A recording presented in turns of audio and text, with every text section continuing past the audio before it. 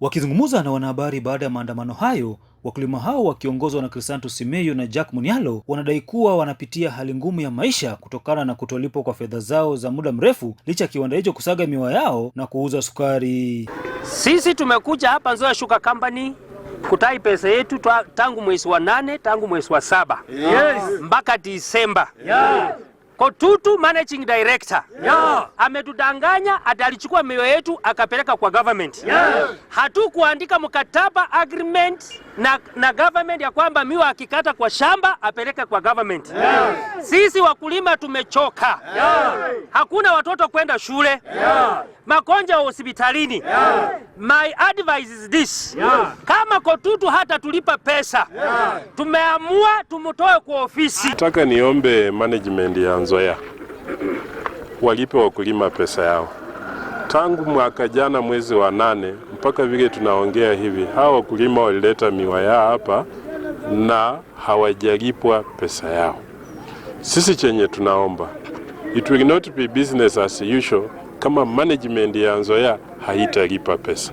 Sisi tukileta miwa hapa tunadai Nzoia miwa. Mfanyikazi anadai Nzoia, supplier anadai. Saa hizi kila mtu amehama kwa ofisi. Ukiuliza wanasema hawawezi lipa sababu wanauza. Kama mnajua mnauza, tupe pesa yetu ndio tuongee vitu zingine. Hata hivyo, wakulima hao wametishia kurejea kwenye kiwanda hicho siku ya Alhamisi kutafuta suluhu ya malipo yao na kutishia kutimua uongozi wa kiwanda hicho iwapo maslahi yao hayatazingatiwa. Tumeamua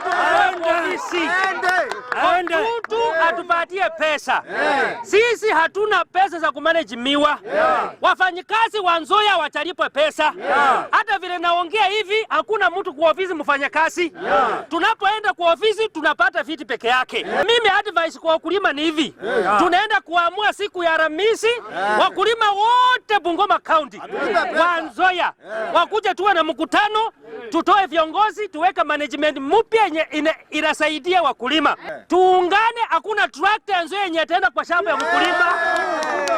Wakulima wamechoka. Kila ukisha hapa Kotutu na management yake, next meeting. When will be the end of next meeting? Wameshaka mioyo yao, wameuza, pesa hakuna. Sasa ambia Kotutu, kama Alhamisi wakulima watakuja hapa, kama hawatapata pesa, please Kotutu funga virako, nenda sasa.